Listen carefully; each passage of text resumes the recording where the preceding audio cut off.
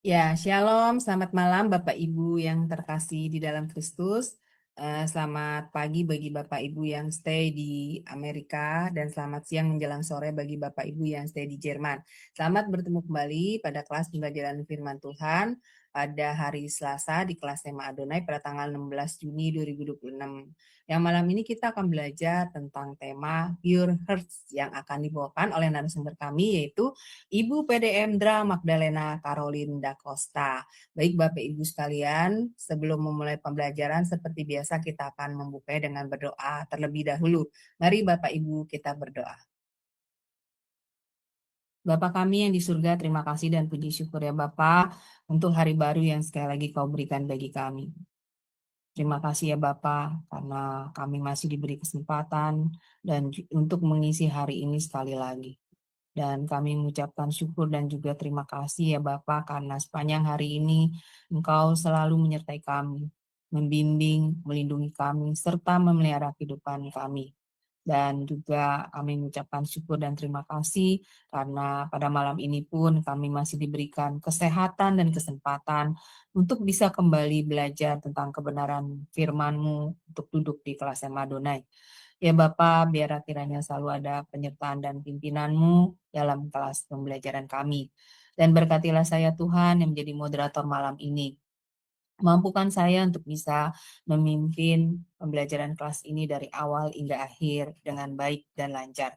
Dan berkati juga para operator kami yang bekerja di belakang layar Tuhan. Mampukan juga mereka untuk bisa melakukan tugas dan kewajibannya dengan sebaik-baiknya.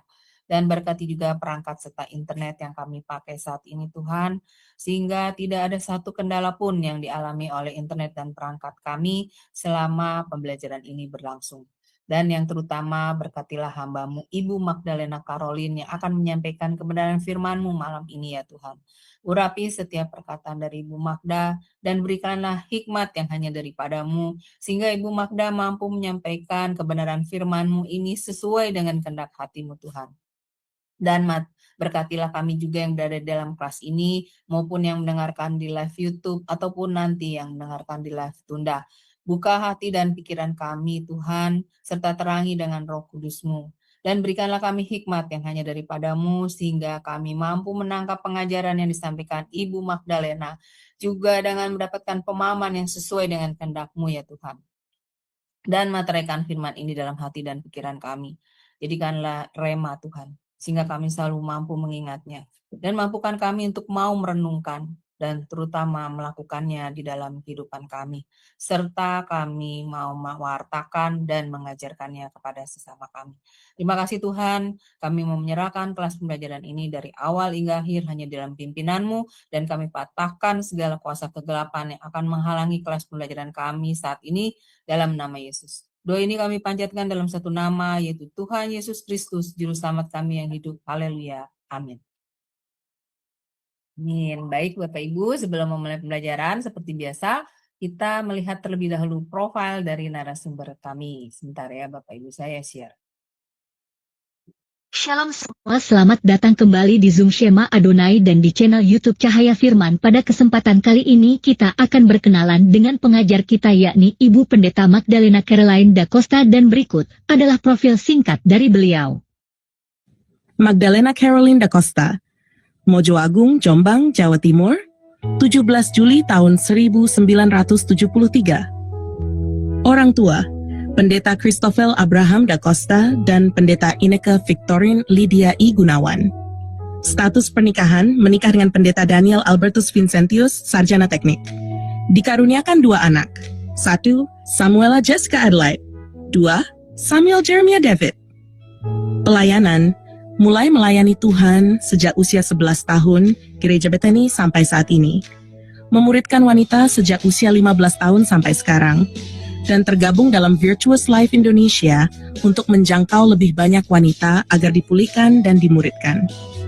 Pada tahun 2004, sempat tinggal di Sydney, Australia, untuk merintis cabang Bethany Sydney yang kini dilanjutkan oleh rekan lain. Pendidikan, tahun 1994, Sarjana Pendidikan, Universitas Widya Mandala, Surabaya, Keguruan Bahasa Inggris dan Seni. Tahun 2019, Magister Science, studi untuk konselor. Lanjut, Certified Coaching dan Mentoring untuk Trauma Healing. Tahun 2024, Magister Divinitas MDiv, ACOM, Asia College of Ministry, Australia. Tahun 2025 menyelesaikan pendidikan S3 di Dayspring Theological University, Texas, Dallas, di Indonesia dan di Israel Bible Center. Pengalaman kerja dan pelayanan. Bidang pendidikan dan terapi, tahun 1996 sampai tahun 2002, mengajar di sekolah YPPI dan Santo Henricus. Tahun 1996 sampai sekarang, menjadi terapis anak autisme di CA Center. 10 tahun terakhir lebih berfokus pada terapi privat. Tahun 2012 sampai tahun 2016, mendirikan sekolah Royal Family untuk anak-anak kurang mampu. Tahun 2004 sampai sekarang, mengajar di Dayspring Theological University, Texas, Dallas, di Indonesia. Bidang konseling dan mentoring. Tahun 2019 sampai sekarang, tergabung di Virtuous Life Indonesia sebagai pemimpin, pelatih, dan mentor. Tahun 2020 sampai sekarang, tergabung di Blessing Counseling sebagai konselor. Tahun 2021 sampai Mei tahun 2024, asisten admin dan akademik di Blessed Bible College Online, Bali. Tahun 2022 sampai sekarang, asisten di Asia College of Ministry, Australia, di Indonesia. Bidang pelayanan dan misi, tahun 2004 sampai tahun 2006, bekerja sebagai terapis lansia di Panti Jompo, Sydney, Australia. Tahun 2006 sampai sekarang, tergabung dalam pelayanan pedesaan di JJP Ministry. Tahun 2006 sampai sekarang, tergabung sebagai fasilitator dalam pelayanan wanita bijak. Tahun 2010 sampai sekarang, melayani di Persekutuan Doa Priscilla Aquila dalam bidang pujian dan penyembahan.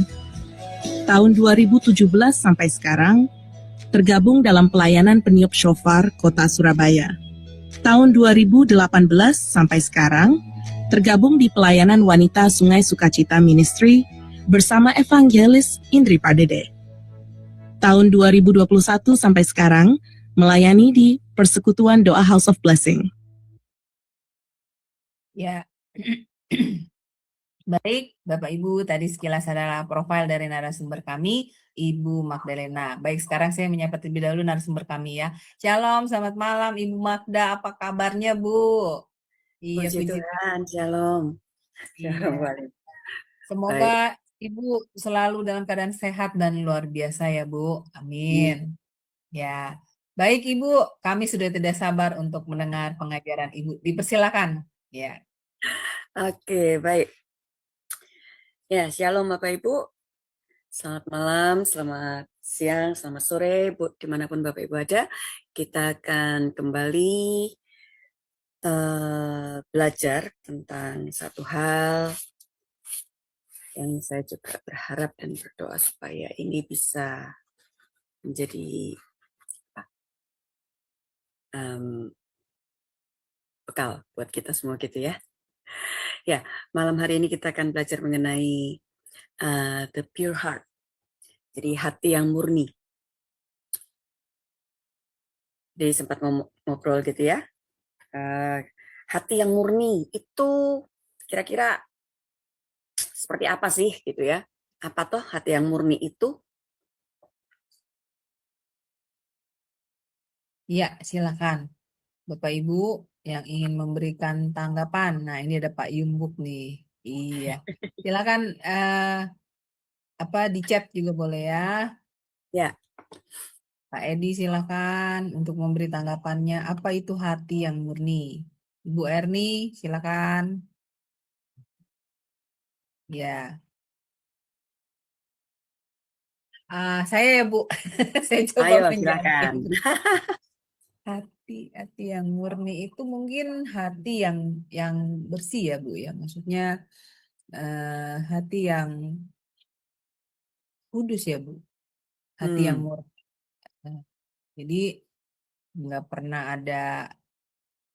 Iya, itu Bu Heni menjawab murni seperti anak kecil gitu. Ya, jadi nggak pernah ada hal-hal buruk di dalam hatinya gitu ya Bu yang timbul gitu. Bener nggak Bu? Iya, Ah, Ibu Heni ya. bilang hati seperti anak kecil. Ah ya sebentar. Silakan Ibu Heni. Silakan Bu. Ya, kalau hati yang murni menurut saya itu Tuhan tuh mau kita tuh tidak bermuka dua, tidak Hmm. bertopeng. Kita Hmm, itu hanya hati yang murni itu Tuhan mau kita itu hanya berpusat kepada Dia saja, gitu loh. ya. Sebegitu juga kalau hati yang murni dalam keluarga ya. Jadi kita setia juga dalam keluarga kita gitu loh. Dalam Mm-mm. pekerjaan juga gitu. Gitu Bu. Betul. Tidak. Oke, Ya, makasih. ya. Oh, ya Terima makasih Bu kasih. Ada yang Heni. lain lagi? Tuh Pak Yumbuk yang menjawab tadi aku pikir Bu Heni. Murni seperti anak kecil katanya Bu gitu. Hati yang murni. Iya, iya begitu. Sudah Ibu Erni monitor. Ibu mau memberikan tanggapan enggak? Iya, silakan Ibu. Apa Ibu arti yang murni itu menurut Ibu? Ya, sepertinya tidak monitor ya Bu. Oke, dilanjutkan Bu Magda. Ya silakan. Baik. Ya. Oke, saya izin untuk share screen Oh, dulu ya. hati Ibu. polos tuh Bu, kata Bu Hati, Erni. Hati yang hati bos. polos katanya. Iya. Iya. Baik, Ya, ya, silakan. pokoknya semua yang serba murni, polos gitu ya. Tidak terkontaminasi gitu ya, intinya.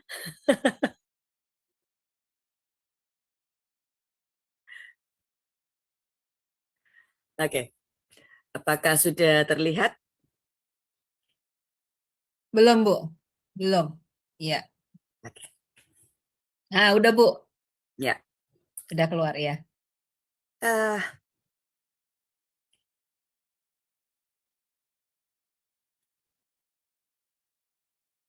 iya.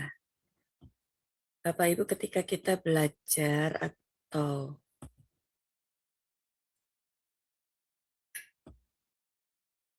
ngerti gitu ya, apa sih eh, hati yang murni gitu.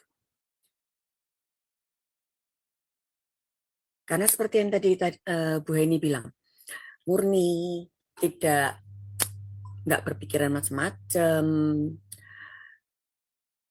polos gitu ya, seperti anak kecil. Artinya ketika kita memiliki hati yang murni, tidak ada yang muncul di dalam pemikiran kita atau cara berpikir kita, cara bertindak kita, cara berkata kita, itu yang berusaha untuk mengambil kredit untuk diri sendiri, mengambil keuntungan, membenarkan diri sendiri. Nah, itu nggak ada gitu ya. Pikiran-pikiran yang seperti itu tidak ada. Makanya dikatakan hati yang murni. Kenapa kok hati yang murni? Karena seperti yang selama ini Tuhan bilang, semua itu berasal dari mana? Dari hati. Kalau hati kita kotor, kalau hati kita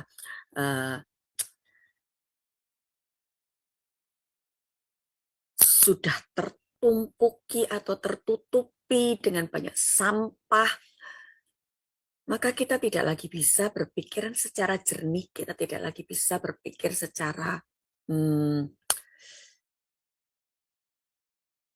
adil, benar, itu tidak bisa. Karena ketika semua sudah mulai tertutup dengan kepentingan, kesukaan, keuntungan, nah itu sudah tidak ada yang namanya murni lagi di situ. Oke, kita lanjut ya.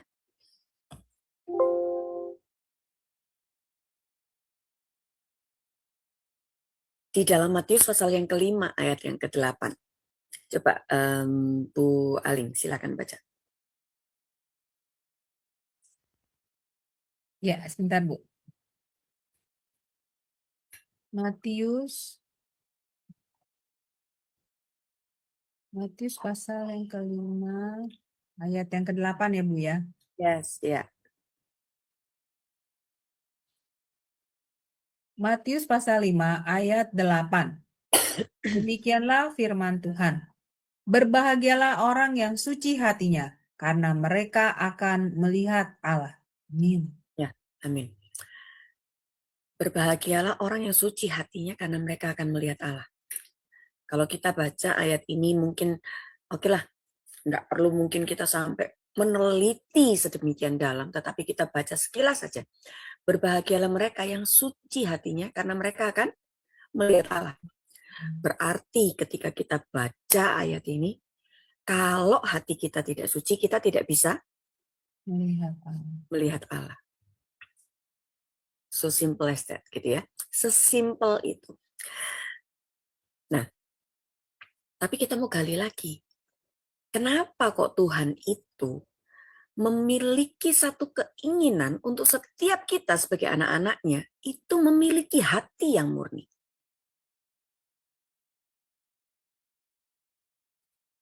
Kenapa? Apa sih yang ada di pikiran Tuhan, di hati Tuhan ketika dia memandang setiap kita sebagai anak-anaknya? Itu, nah, punya hati yang murni ya. Nah, misalnya seperti itu. Kira-kira ketika statement itu, pernyataan itu diucapkan, kira-kira tujuannya Tuhan itu apa waktu dia bilang seperti itu? Ya, silakan Nah, memberi komentarnya. ya, kira-kira apa Pak Edi ya? Ya, sebentar saya kasih co-host dulu ya Bu, Pak Edinya. Ya, silakan Pak. Silakan Pak Edi. Iya, silakan memberikan tanggapannya Terima Pak. kasih. Iya. Pure heart ya Bu. Mm-mm. Ya, pure heart itu mungkin hati yang tulus dan tidak ada motivasi apa gitu ya. Kita melayani bukan karena saya mau cari uang atau pengen diperkenan atau gimana gitu kan. Hati yang tulus, tidak ada motivasi yang maksudnya yang jelek lah ya. Kita harus motivasinya kepada pelayanan kepada Tuhan gitu.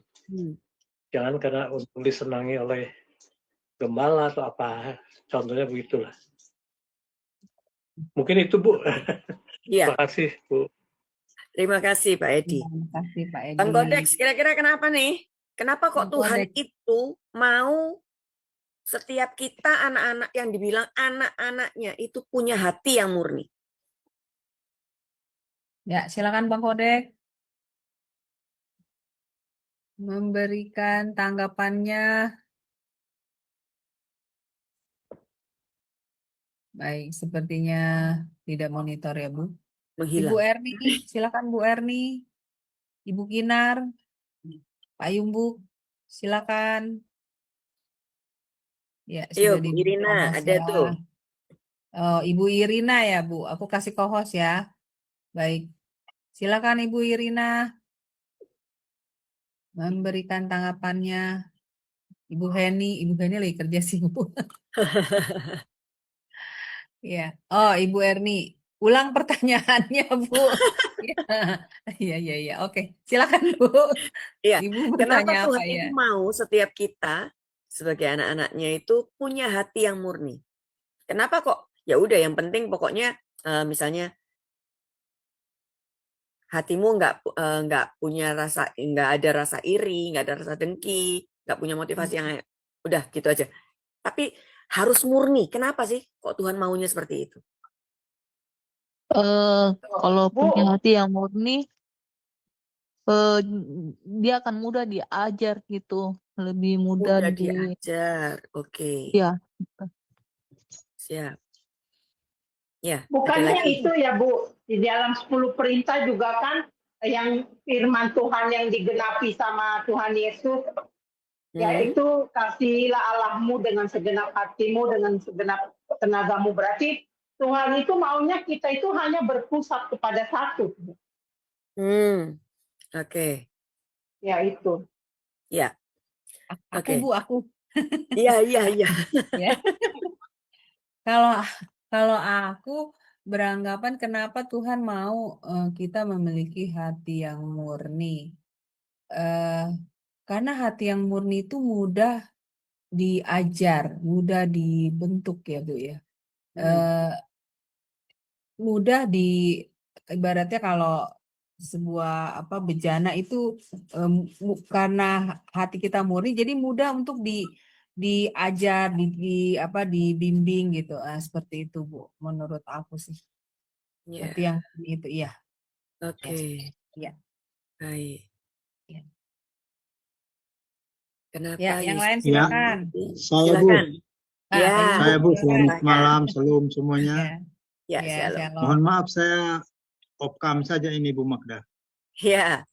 Iya. Siapa Karena Yumbuk? sinyal cuma satu garis ini. Iya Pak Yumbuk, silakan. Iya, makasih atas kesempatannya.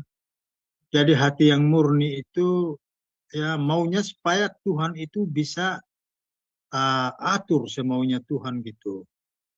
Supaya kita itu bisa taat dan tidak ada yang lain-lain, hanya taat saja begitu. Kita bisa berserah kepada Tuhan segenap hati begitu. Itu tujuannya Tuhan.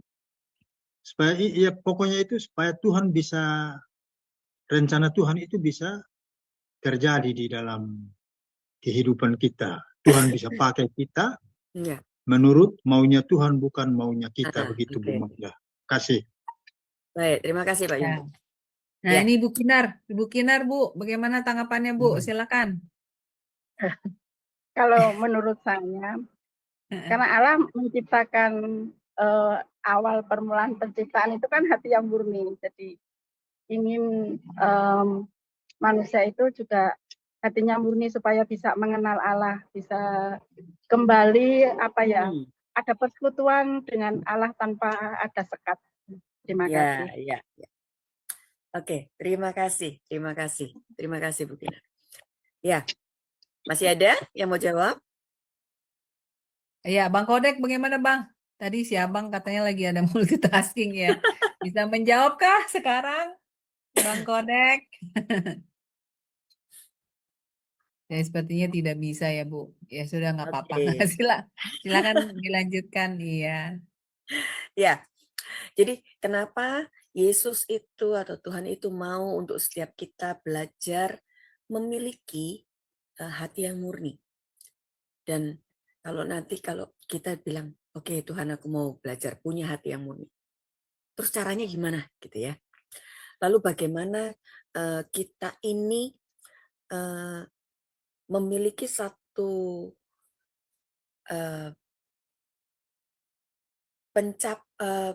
satu pencapaian, satu pemandangan atau pemikiran, kira-kira ketika kita sudah memiliki hati yang murni, seperti ini loh hidupnya. Kehidupan kita itu nanti akan jadi seperti ini. Nah, itu yang sebetulnya Tuhan mau untuk setiap kita belajar, gitu ya. Kenapa? Karena sebetulnya kalau kita mau lihat dari sejak keberadaan Yesus waktu dia ada di muka bumi, kita lihat bagaimana hati yang ada di dalam Tuhan Yesus sendiri. Hatinya tidak pernah dikotori oleh hal-hal yang nggak berguna, yang ada berusaha untuk mencari keuntungan, mementingkan diri sendiri, atau apa, nggak ada gitu ya. Jadi bagaimana dan kemudian kenapa kok ketika kita memiliki hati yang murni, maka hidup kita itu akan bahagia. Kenapa? Diberkatilah seperti yang tadi ya, waktu di awal Bu Aling baca. Diberkatilah orang yang suci hati. Karena apa? Karena dia akan melihat Allah. Orang kalau sudah gini, selama ini mungkin ketika kita berpikiran bahwa selama aku mengenal Tuhan, tidak semua memiliki satu kesempatan untuk bisa melihat. Betul ya? Kita tidak bisa lihat secara langsung dengan mata jasmani kita. Kita hanya bisa merasakan, kemudian mendengar. Tapi untuk melihat, belum tentu semua pernah memiliki pengalaman hidup seperti itu. Makanya dari awal dulu ya, ketika saya mulai ngajar, saya kan bilang, ayo kita sama-sama berlomba untuk kita bangun satu hubungan dengan Tuhan dan memiliki pengalaman pribadi sama Tuhan. Supaya apa? Karena lewat itu kita akan semakin tahu siapa Tuhan kita. Sehingga ketika Yesus mau untuk kita belajar memiliki hati yang murni, kita tidak akan pernah lagi ngomong, buat apa sih? Nah, itu tidak ada lagi tuh pertanyaan seperti itu. Tapi begitu Tuhan bilang, nah, aku mau kamu punya hati yang murni ya. Siap. Nah, itu. Oke Tuhan. Baik Tuhan. Bukan lagi. Memangnya kenapa? Apa untungnya kalau kita punya hati yang murni? Nah, itu tidak ada tuh pertanyaan-pertanyaan lagi yang seperti itu. Jadi pertanyaan yang ada adalah jawaban yang ada ketika Tuhan bilang, ayo nak, belajar untuk punya hati yang murni. Ya Tuhan, aku mau. Itu yang Tuhan mau untuk setiap kita belajar dan kemudian juga mulai melangkah ke situ. Supaya apa? Ketika dikatakan, kalau kita punya hati yang murni, hidup kita itu akan bahagia. Karena ketika hati kita ini penuh dengan berbagai macam rancangan, berbagai macam pemikiran, berbagai macam tekanan, tuduhan, gitu ya. Kemudian rancangan-rancangan yang tadi, kalau tadi jawabannya adalah tidak memiliki motivasi. Nah ini ketika hati kita dipenuhi dengan rancangan-rancangan untuk itu tadi, mencari keuntungan, itu yang akhirnya membuat kita tidak bisa bahagia. Jadi kira-kira hasil yang seperti apa yang kita harapkan ketika kita memiliki hati yang murni? Ini yang Tuhan mau untuk kita belajar. Nah, kita lihat ya, murni di sini artinya adalah gini, bebas dari segala campuran hal-hal yang salah. Artinya apa? Tidak tercampur. Kita lihat kalau misalnya kita taruh di dalam gelas atau mangkok air sama minyak gitu. Kecampur enggak kira-kira Bu Aling? Enggak, Bu. Enggak bisa. Jadi seperti itu gitu ya gambarannya ya. Enggak tercampur, enggak bisa masuk gitu. Nah, hati kita itu bukan yang maksudnya yang cuman sekedar memompa darah itu tadi ya untuk bisa lancar aliran darahnya di tubuh kita. Enggak, bukan hanya berhenti di situ. Tetapi Alkitab berbicara mengenai hati itu adalah begini. Hati itu adalah sebagai sumber dan tempat pikiran, nafsu, keinginan, emosi, selera, kasih sayang, tujuan, dan lain-lain. Jadi artinya ketika kita bicara mengenai hati, ternyata banyak banget gitu ya. Yang ada di dalamnya itu ternyata banyak. Makanya kenapa Tuhan bilang, punya hati yang murni ya. Karena kalau kita mau lihat di sini, begitu bicara masalah hati yang merupakan sumber dan tempat pikiran, ketika pikiran kita salah, ketika kita memikirkan hal yang tidak benar, ketika kita memikirkan hal yang tidak sesuai dengan firman, itu sudah tidak murni. Ketika kita memiliki emosi yang tidak bisa dikontrol dengan baik, itu sudah tidak murni. Ketika keinginan kita tidak sesuai dengan seperti yang Tuhan mau, sudah tidak murni. Selera yang kita miliki, kasih sayang yang kita miliki, tujuan hidup mungkin sudah tidak sesuai, artinya kita sudah tidak murni. Jadi ternyata segala sesuatu yang berkaitan dan ada di dalam hidup kita, ketika kita salah menempatkannya, kita sudah tidak murni. Hati kita sudah tidak murni lagi. Nah, susah, Bu. Lah gimana? Pikirannya wes, kalau kita yang sudah tua ini, besok mau makan apa? Besok mau masak apa?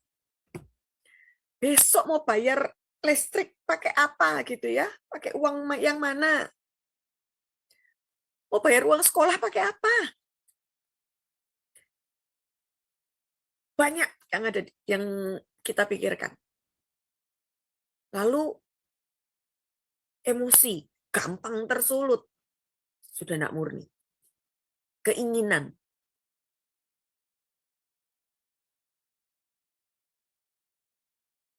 Lalu kasih sayang, tujuan.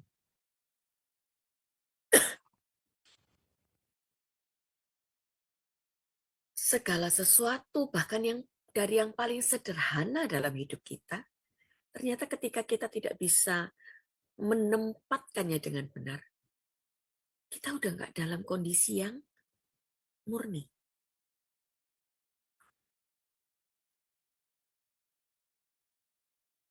Jadi ketika kita bisa menaruh atau mulai meletakkan hati kita di area yang katanya ini bebas dari segala campuran hal-hal yang salah,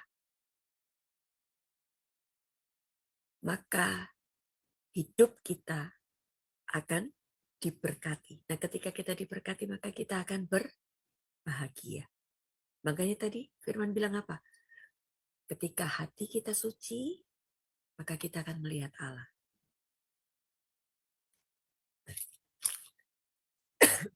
Kita lanjut lagi dulu ya. Sampai di sini saya harap jelas. Nah, sekarang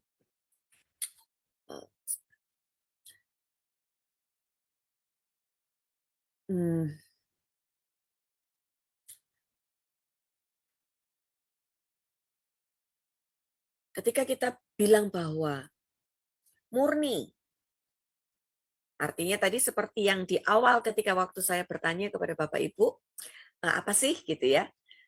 Ada yang jawab tidak memiliki motivasi yang jelek, enggak ada ya. Nah, itu ini tulus, sederhana, juga tenang.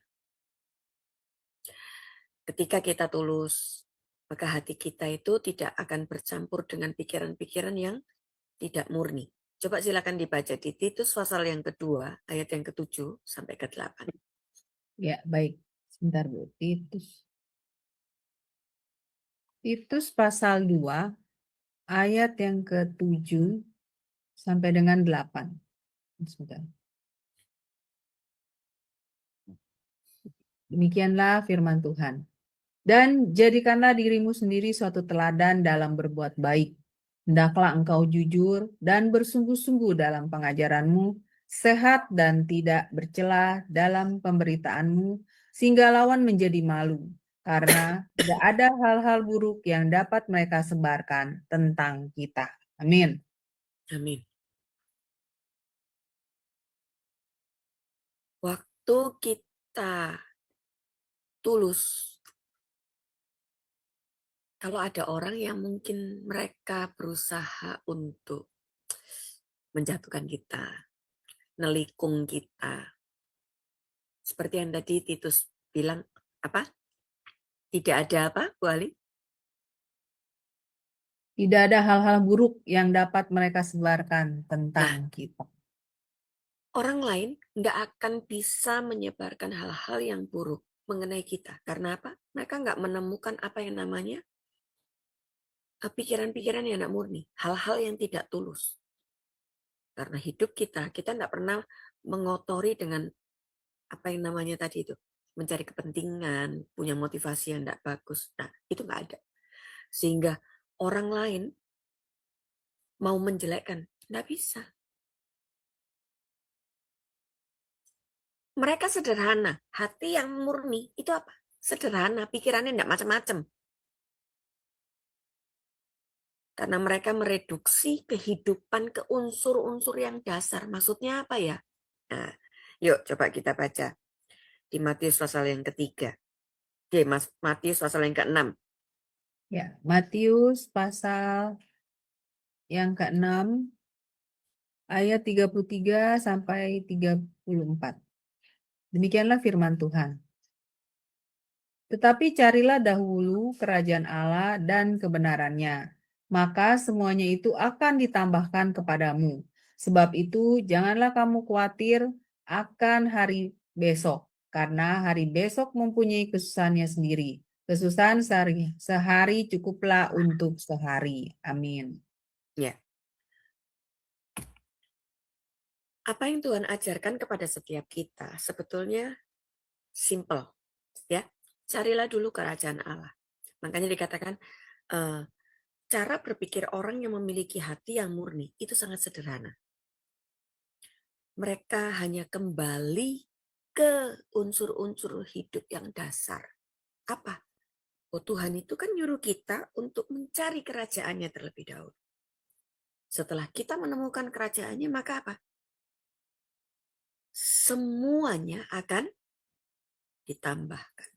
Cari kerajaan Allah dan kebenarannya.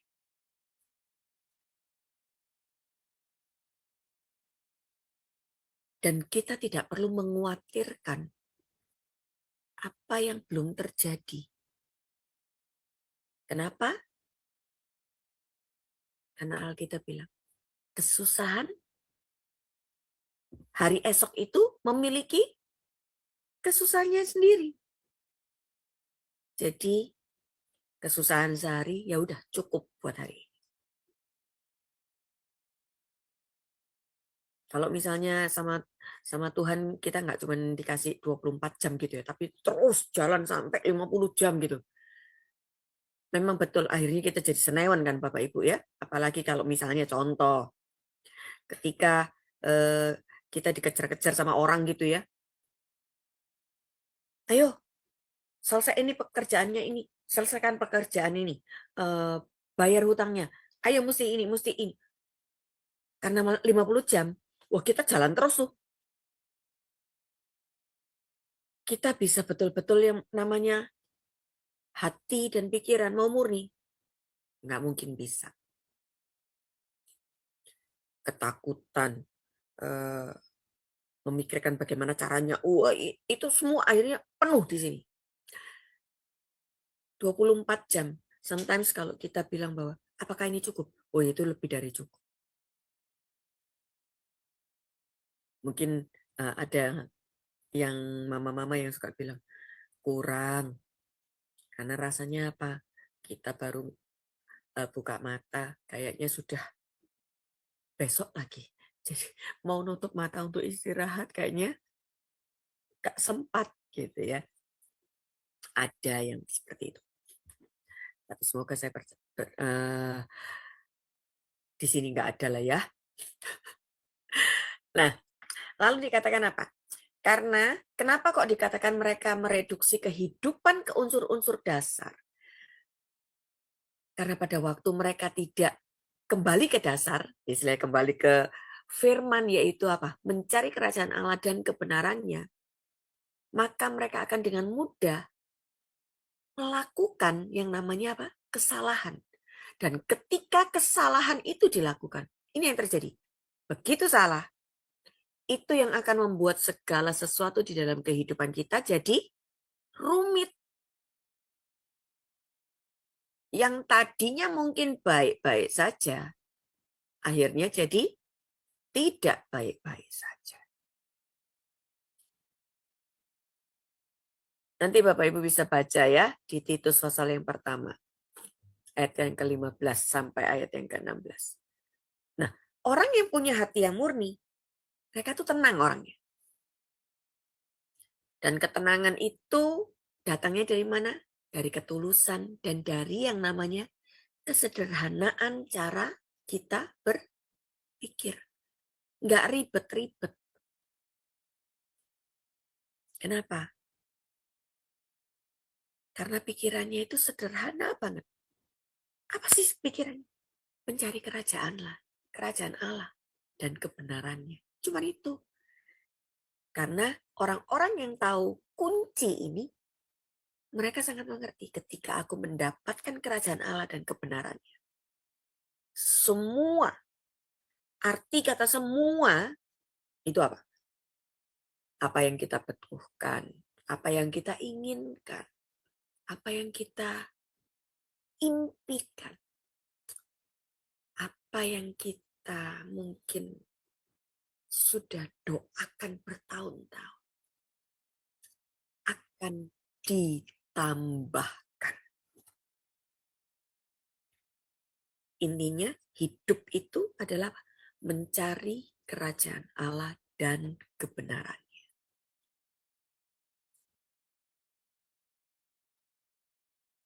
Kalau kita sudah bisa menghidupi ini, enak.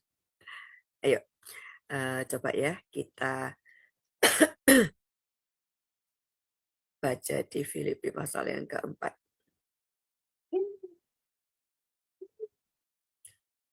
Janganlah hendaknya kamu khawatir tentang apapun juga, tetapi nyatakanlah dalam segala hal keinginanmu kepada siapa? Kepada Allah dalam doa dan permohonan dengan ucapan syukur.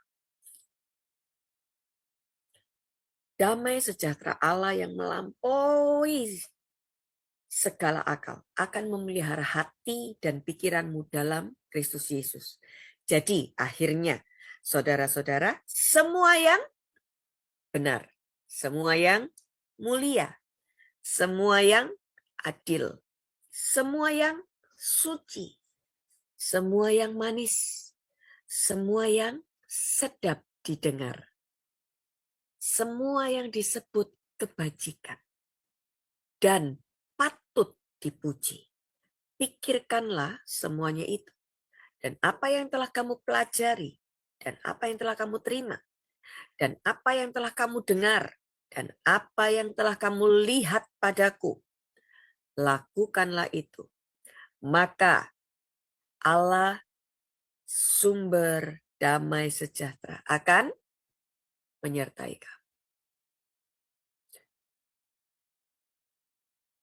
Sebetulnya kalau kita lihat di Filipi pasal yang keempat, ayat yang ke-6 sampai ayat yang ke-9 ini sebetulnya itu sangat menjawab sekali apa yang dikatakan. Bagaimana untuk setiap kita itu punya hati yang murni. Kita memikirkan apa? Apa yang mulia, adil, benar, manis, sedap didengar, kebajikan, patut dipuji. Pikirkanlah semuanya itu. Tuhan tidak kasih yang susah sebetulnya. Tapi kadang-kadang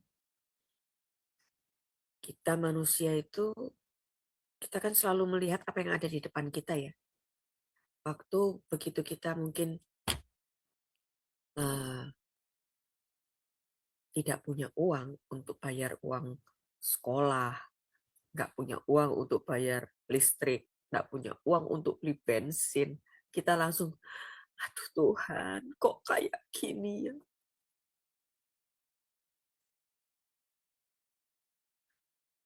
Aduh Tuhan, kok cek rumit ya? Wong hidup sekali ya lo, kan gitu. Wong baru hidup sekali aja kok sudah susah kayak gini.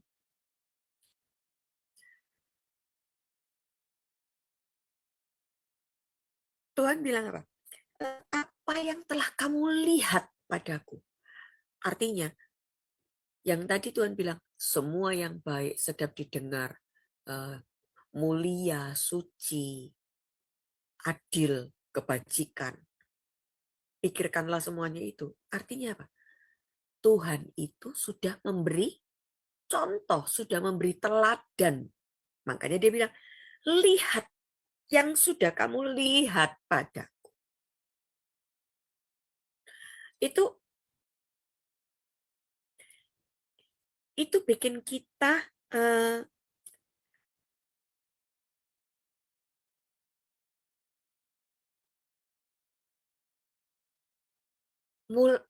gini, harus menyondongkan hati dan pandangan juga pemikiran kita kepada apa yang sudah Tuhan selama ini berusaha tunjukkan kepada Bapak, Ibu, dan saya. Nah, seringkali ketika kita berusaha untuk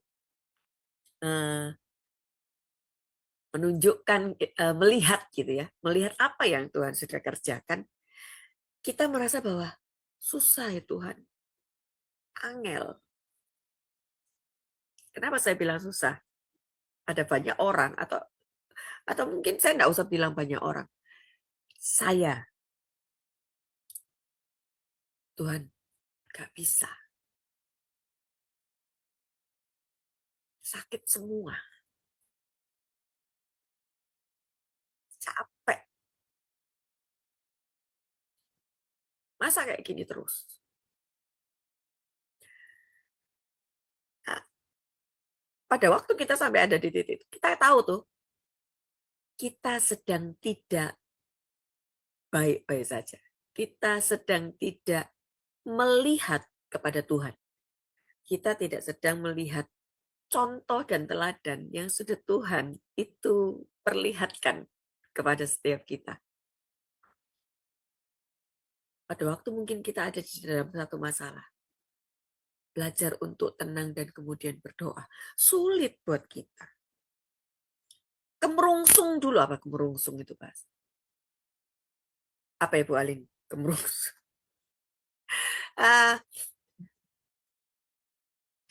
Sikap kita, tindakan kita itu jadi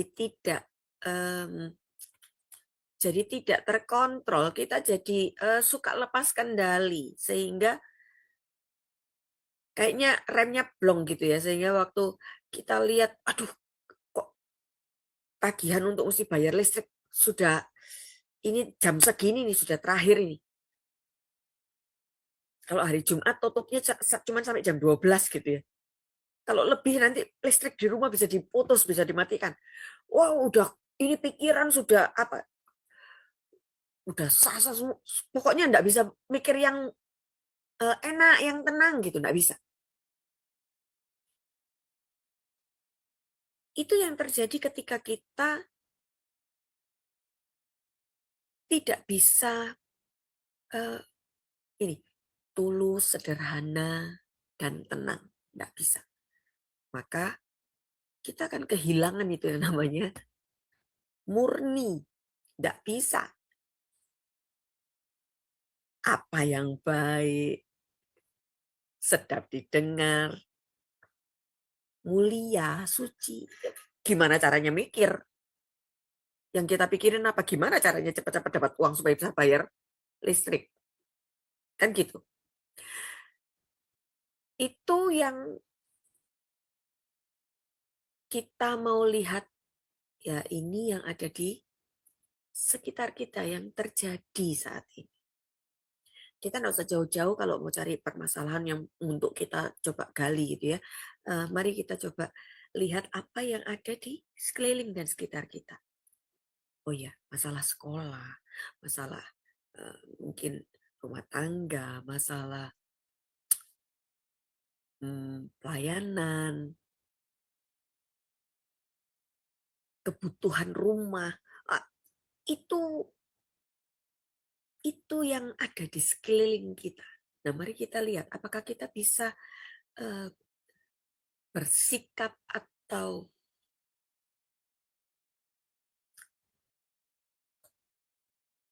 mengambil satu keputusan dengan baik, tenang.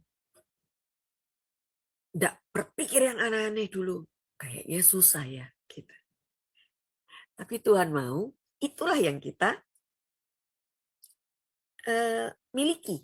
Itu yang Tuhan mau untuk kita kerjakan. Sulit. Ya, mari kita belajar. Ya angel, Bu. Gak apa-apa. Yang penting adalah kita mau. Susah, tapi kalau kita tidak mau belajar, ya enggak ada gunanya juga. Tapi susah, Bu. Ya, ayo belajar sama-sama. Ayo. Nah, itu. Jatuh lagi, Bu. Enggak apa-apa. Ayo bangun sama-sama. Berdiri lagi, berjalan lagi, berlari lagi. Jatuh lagi, Bu. Enggak apa-apa. Pokoknya jangan berhenti. Yang penting kita bisa terus maju ke depan sampai selesai. Nah, kalau kita berpikir sesederhana itu akan mungkin lebih mempermudah gitu ya. Nah, di Mazmur pasal yang ke-24 itu dikatakan bumi itu punyanya Tuhan. Begitu juga dengan segala isi dunia dan semua yang ada di dalamnya. Itu punyanya Tuhan. Sebab apa? Dia itu sudah meletakkan, dia telah mendasarkannya di atas laut dan menegakkannya di atas air bah. Siapa yang akan naik ke bukitnya Tuhan? Siapa yang akan berdiri di tempat kudusnya? Orang yang tangannya bersih dan hati yang murni, yang tidak mengangkat jiwanya kepada dusta atau yang tidak mau berkata-kata dusta, yang tidak bersumpah dengan tipu daya. Coba cari apa ya? Dia akan menerima berkat dari Tuhan dan kebenaran dari Allah.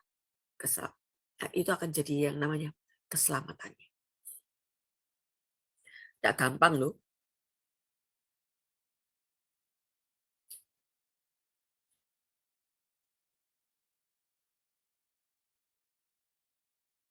Ternyata perkataan atau suruhan atau apa panggilan untuk kita memiliki hati yang murni itu sudah ada dari dulu. Mazmur artinya pada masa Perjanjian Lama itu sudah Tuhan berusaha untuk sampaikan, ajarkan, minta setiap kita sebagai anak-anaknya untuk melakukan dan memilikinya.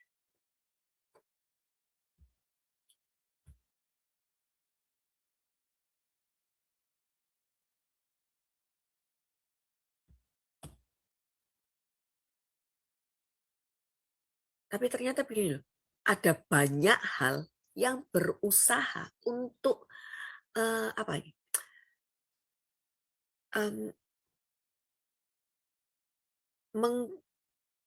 mengkamiri, merusak hati kita.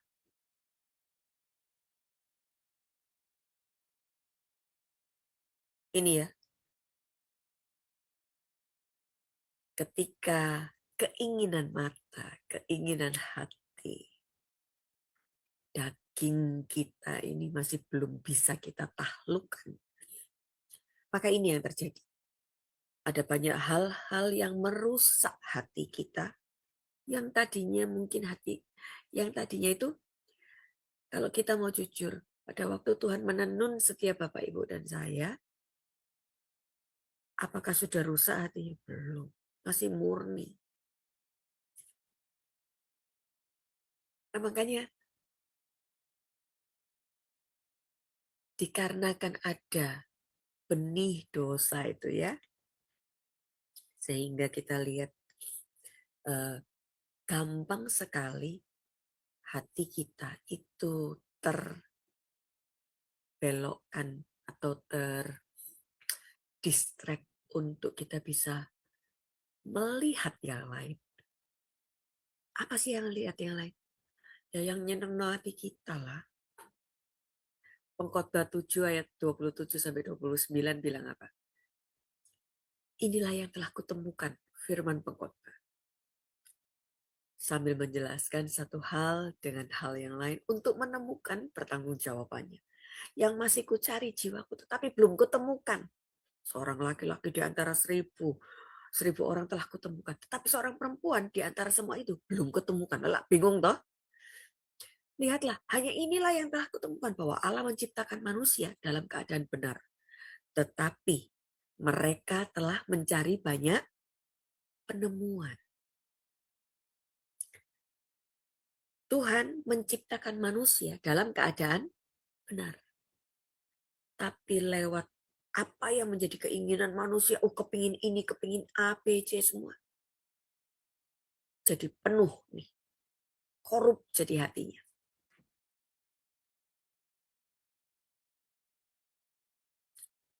Bingung untuk menentukan gimana sih untuk mengembalikan dia ke posisi yang murni lagi. Jika kamu tidak bertobat dan menjadi seperti apa? Tadi ada yang jawab kan di awal. Menjadi seperti apa? Anak kecil. Anak Payung kecil. Bu, iya. Kamu tidak akan masuk ke dalam kerajaan surga. Hati yang murni itu sama. Yang ada di pikirannya mereka apa pada waktu mereka habis keluar dari perut mamanya gitu ya. Mereka pikirannya apa? Begitu, wah nangis gitu. Gitu. Apa? Minum susu, minta susu atau apa? Oh iya minta dia berusaha bilang gitu ya, Ma gantiin pampersku gitu ya. Ma kepingin minum susu lagi. Ma ngantuk, pengen tidur. Cuman itu pikirannya nggak ada yang lain gitu. Mah ke mall yuk, nggak ada, masih belum gitu ya. Kan masih bayi, masih anak-anak. Jadi ini loh, ketika kita mau memiliki hati yang murni, maka dikatakan apa? Kita harus bertobat dulu supaya apa? Bisa jadi seperti anak-anak.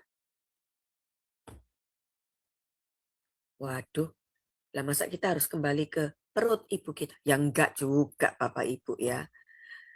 Maksudnya adalah hati kita ini loh. Cara berpikir kita ini loh. Jadi seperti anak-anak. Saya ada satu rekan. Dia bilang sama saya, ketika dia lagi apa ya, kayak bikin laporan gitu ya sama Tuhan gitu ya, dia akan bersikap seperti apa? Anak-anak. Tuhan tadi aku gini enggak? Tuhan tadi aku gini enggak? Sebetulnya bukankah itu memang seharusnya yang kita harus lakukan gitu. Loh kenapa? Karena kita ini kan anaknya Bapak gitu ya. Jadi mari kita datang kepada dia ya sebagai anak.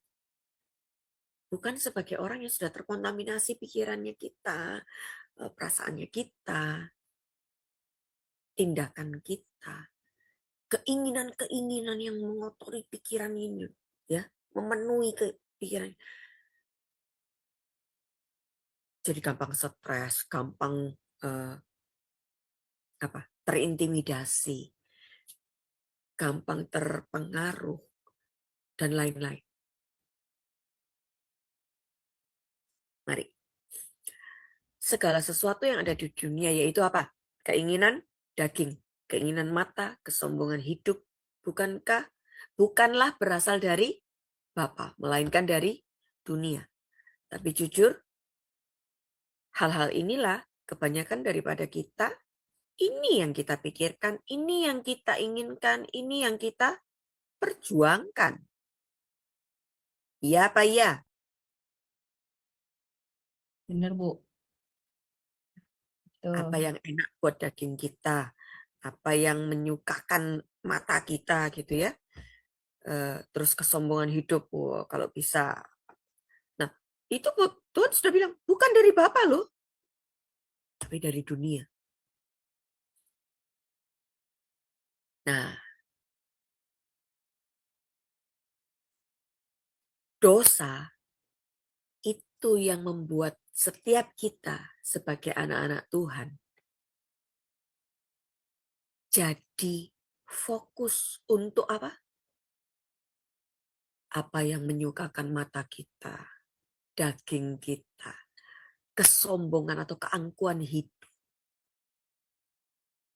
Itu yang berusaha terus kita penuhi.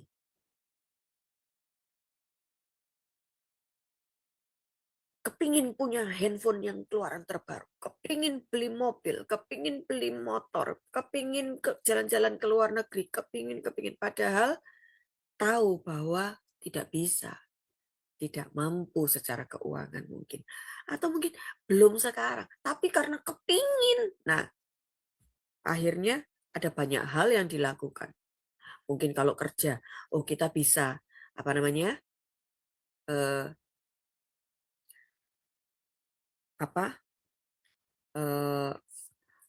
ambil uang perusahaan, ataukah hal-hal yang lain gitu ya. Ada banyak hal yang akhirnya membuat kita berpikir gimana ya caranya ya. Gimana ya caranya ya supaya aku bisa ke sini. Gimana ya caranya supaya aku gini. Gimana ya supaya aku bisa mendapatkan dia. Gimana caranya aku bisa beli sepeda motor. Gimana caranya aku bisa beli mobil yang baru itu. Kita kepingin. Karena apa?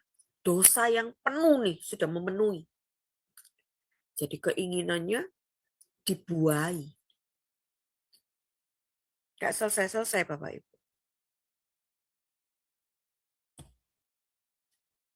Nah,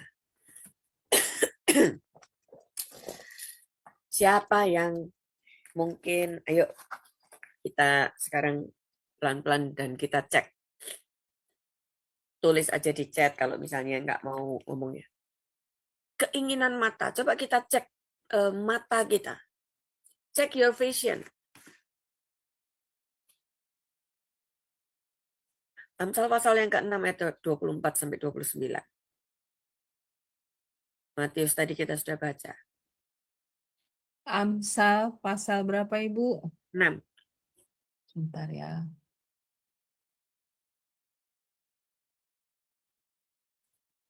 Amsal pasal 6 ayat 24 ya Bu? Iya. Sampai 26. 29. Oh ya, baik, saya baca ya. Yang melindungi engkau terhadap perempuan yang jahat, terhadap kelicikan lidah perempuan asing, janganlah menginginkan kecantikannya dalam hatimu. Janganlah terpikat oleh bulu matanya, karena bagi seorang sundal, sepotong rotilah yang penting. Tetapi istri orang lain memburu nyawa yang berharga. Dapatkah orang membawa api dalam gelumbung baju dengan tidak terbakar pakaiannya? Atau dapatkah orang berjalan di atas bara dengan tidak hangus kakinya? Demikian juga orang yang menghampiri istri sesamanya. Tidak seorang pun yang menjamahnya luput dari hukuman. Amin. Keinginan mata.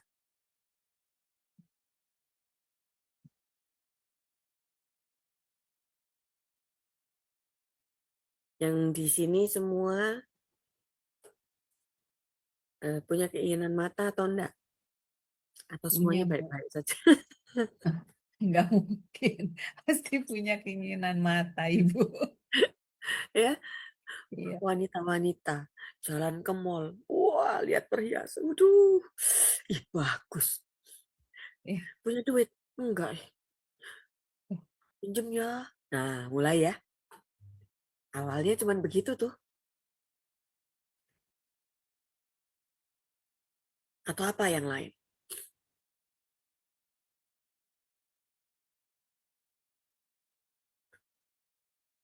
Firman itu dia sangat terbuka sekali ketika mengajar kepada setiap kita untuk mengingatkan kita. Dia bukan satu buku yang cuman sekedar kita baca dan kemudian apa yang ada di dalamnya itu tidak ada hubungannya dengan kehidupan kita. Semua yang dia tulis, semua yang ada di dalam firman, kita tahu bahwa itu merupakan satu cerita gini, dari hasil cintanya Tuhan. Karena begitu cintanya Tuhan kepada setiap kita, maka dia menuliskan ini. Untuk apa? Mengingatkan setiap Bapak, Ibu, dan saya. Kalau Tuhan nggak cinta, dia nggak akan pernah mengingatkan kita. Dia akan membiarkan kita jatuh aja, terserah tersesat sakarepmu nak. Kamu kepingin ini, monggo silahkan. Nah, kan gitu. Tapi karena Tuhan cinta, maka apa? Selalu dia ingatkan. Selalu dia ingatkan. Mungkin nanti ada yang bertanya, kalau Tuhan mengingatkan, kenapa pada waktu muridnya si Yudas itu, kenapa Tuhan nggak ingatkan? Diingatkan apa enggak? Diingatkan, Bu. Perkataan itu sudah ada ya, bahwa nanti ada. Nah, itu sudah loh. Tapi karena apa? Keinginan yang dibuai, yang akhirnya lupa semua yang sudah Yesus ajarkan. Ingat ya, Bapak Ibu, murid-murid Tuhan tidur, makan, berjalan, melihat setiap mujizat, melihat apa yang Yesus lakukan. Dengan apa? Dengan mata kepala mereka. Mereka merasakan dan menikmati semua mujizat yang Tuhan lakukan. Begitu ada pertanyaan, mungkin nggak kayak seperti kita gitu ya. Kita kalau ada pertanyaan mau tuh apa, kita berdoa sampai setahun, 2 tahun ada yang nggak dijawab kayak gitu ya. Mereka setiap hari ada berjalan bersama dengan Tuhan. Tetap nggak ngerti tuh. Tetap jatuh tuh. Tetap tidak bisa mengendalikan apa yang namanya apa? Keinginan mata, keinginan daging, keangkuhan hidup. Ada banyak yang ternyata tidak bisa menjadi satu jaminan bagi kita untuk, oh kalau kamu sudah kenal Tuhan, oh sudah berpuluh-puluh tahun, tidak mungkin. Siapa yang bilang tidak mungkin? Keangkuhan hidup. Coba di Amsal 16 ayat yang kelima aja, Bu Aling dibaca. Amsal 16 ayat yang kelima. Ya, baik. Sebentar Ibu ya, ayat kelima. Demikianlah firman Tuhan. Setiap orang yang tinggi hati adalah kekejian bagi Tuhan. Sungguh, ia tidak akan luput dari hukuman. Amin. Ketika kita punya rasa sombong, ketika kita punya rasa, kita berpikiran gitu ya, kalau misalnya kedudukanku lebih tinggi dari, kalau kedudukanku lebih tinggi dari Bu Aling, wah asik tuh, aku bisa aja bertindak sesuka aku ke Bu Aling. Betul enggak? Ada kan? Kalau kita sekarang pada suka lihat Dracin, drakor gitu ya. Begitu yang ada di perusahaan itu kedudukannya lebih tinggi, wah langsung ngebully yang langsung bertindak semena-mena kepada yang baru masuk, yang mungkin jadi yang dia nggak suka. Wah itu sombong karena dia ada punya kedudukan, sombong karena dia punya orang yang mendukung dia, sombong karena dia merasa bahwa oh ini punyaku kok, ini. Nah itu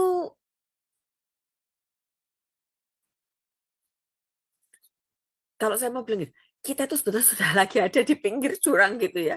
Sehingga ketika itu mulai kita lakukan, hasilnya kita sudah jatuh tuh. Ya. Lalu, yang namanya, sekali lagi diingatkan bahwa kalau kita punya hati yang suci, hati yang murni, maka kita akan bisa melihat Allah. Gimana caranya? Nah, kita lihat caranya. Apa ini? Lewat apa? Pengampunan dan transformasi. Ketika kita menerima pengampunan daripada Tuhan, ketika kita bisa mengampuni juga orang lain, kita mulai memberikan kesempatan kepada hidup kita yang namanya apa? Satu perubahan lewat pengenalan kita kepada Tuhan. Kita mulai lagi gali firman. Dan itu tidak mudah.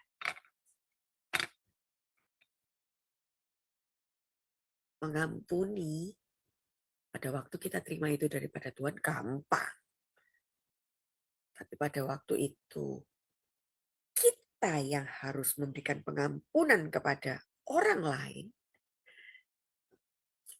kelihatannya susah ya. Kenapa kok saya bilang susah? Ingat kejadian orang yang punya hutang 10.000 sama orang yang cuma punya hutang 100 talenta. Dia yang punya hutang 10.000 diampuni, begitu dia keluar dari tempat raja atau pemimpinnya, pada waktu dia keluar, dia ketemu sama orang yang berhutang sama dia cuma 100. Apa yang dia lakukan? Dia tagih, dia istilahnya paksa sampai harus bayar dan dimasukkan ke dalam penjara. Padahal baru aja, nah, ini yang aneh ya, kadang-kadang kita manusia ini kita suka lupa. Baru saja kita terima pengampunan. Tapi pada waktu kita keluar atau noleh sebentar atau belok sebentar, kita lihat orang lain yang bersalah atau yang pernah melukai hati kita. Kita sudah gini, awas. Ya apa ya? Benar, Bu. Padahal kalau kita mau jujur, kesalahan kita, dosa kita, itu jauh lebih gede daripada orang yang melakukan kesalahan sama kita. Tapi kita lupa bahwa Tuhan itu sudah mengampuni kita.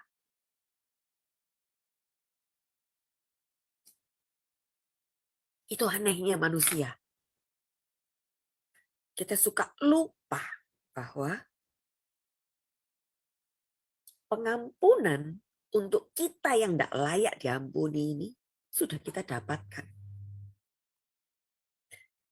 Sehingga ketika kita keluar dengan bebas gitu ya, kita lihat orang yang aduh salahnya paling apa sih misalnya seperti itu ya. Kita sudah kayak Nah, itulah manusia.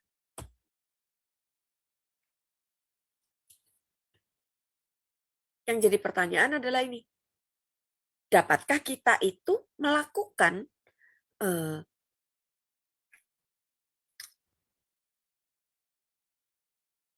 setelah menerima pengampunan dan kemudian bertransformasi atau berproses untuk menuju kepada perubahan. Apakah kita bisa sendiri?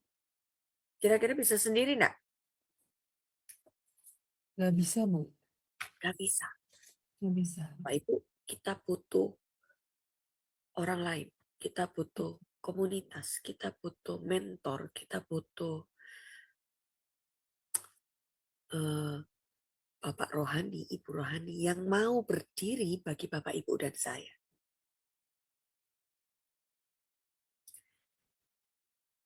Percayalah bahwa gini, tidak banyak loh orang yang mau berdiri bagi Bapak, Ibu, dan saya. Pada waktu kita ada di sisi jurang, sudah tinggal jatuh. Jarang sekali ada orang yang mau berdiri buat kita. Orang-orang yang sudah jatuh, orang yang sudah rusak, orang yang onderdilnya mungkin, aduh, nek mana ini ya carinya. Gitu. Jarang banget. Makanya ketika Tuhan pertemukan orang yang mau berdiri buat Bapak, Ibu, dan saya, jangan lepasin tuh. Apa? Bangunlah hubungan, bangunlah ke satu komunitas yang baik, di mana mereka adalah orang-orang yang mengasihi Tuhan, orang-orang yang tahu bagaimana untuk bisa menarik Bapak, Ibu, dan saya ketika kita sedang ada di bawah untuk berdiri, berjalan, kembali berlari, mengejar Tuhan. Nah, apakah kita punya orang-orang yang seperti itu ada di sisi kita saat ini? Kalau enggak, mari kita mulai berdoa. Tuhan, tunjukkan. Ya.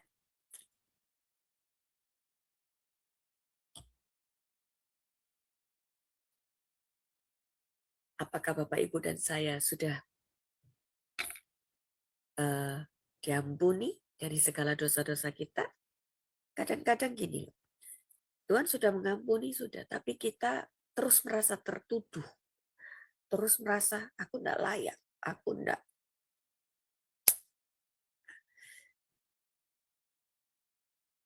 Mari Bapak, Ibu, belajar untuk bisa melihat dan keluar dari tuduhan-tuduhan yang iblis berusaha terus tancapkan atau lemparkan ke dalam hidup Bapak, Ibu, dan saya. Karena percayalah sampai pada akhirnya dia tidak akan pernah menyerah sebelum kita jatuh lagi.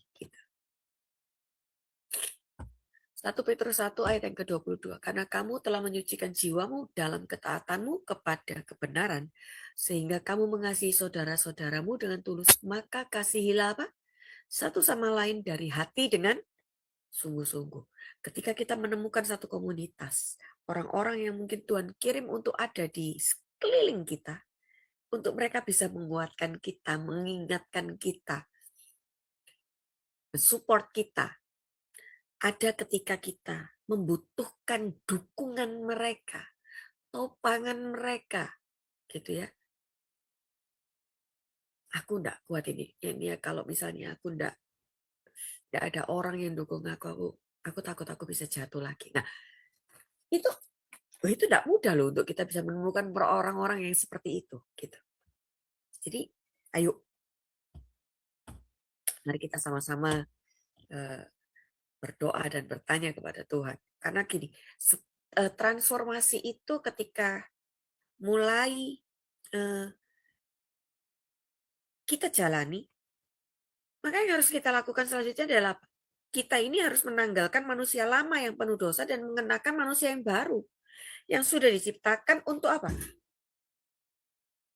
Mengenakan gambaran atau mengenakan gambaran daripada Yesus itu loh, Allah itu loh. Dan kemudian mulai yang namanya nih, proses menata ulang lagi hati untuk menjadi apa? Murni. Ketika kita jatuh, ketika ada orang yang kemudian mau berdiri, yang berjalan, yang mengingatkan, dan kemudian ayo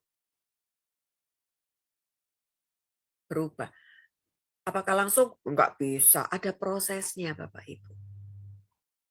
Dan ketika mau dimulai itu prosesnya, dan belum tentu loh kita mau, belum tentu loh hati kita bersetuju, belum tentu loh pikiran kita ini iya, gitu.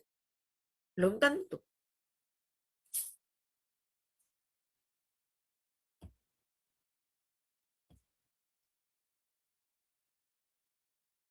Karenanya kita butuh orang-orang yang bisa menguatkan kita.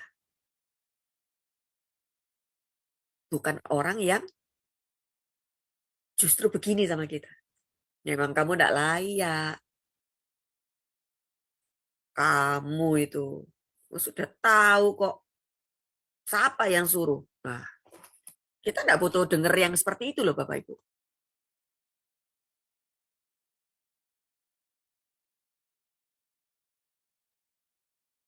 Karena ini yang terjadi ketika saya punya teman gitu ya. Dan ini pada waktu dia jatuh dan kemudian kita seperti itu. Kamu sih, makanya talak. Nah, apakah dia terus bisa kembali gitu? Orang yang mungkin pernah jatuh gitu ya. Cara berpikirnya, hatinya itu tidak seperti dia yang dulu dalam kondisi baik-baik saja. Gitu. Ketika dia jatuh, itu cara berpikirnya, iya, aku memang tidak layak. Aku memang tidak bisa ada di sini. Tuhan tidak cinta lagi. Tuhan tuh kayaknya sudah buang aku tidak bisa lagi beribadah di sini. Aku tidak layak lagi. Nah, itu sebetulnya yang ada di kepalanya loh.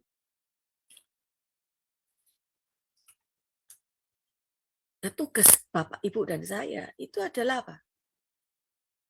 Bisa mengencourage dia bahwa dia layak. Materi kita yang 2 minggu lalu, saya selalu bilang bahwa ini selalu ceritanya bersambung gitu ya, materinya. Ketika Daud jatuh, apakah kemudian semuanya hilang gitu? Rencana Tuhan tidak jadi apa? Enggak.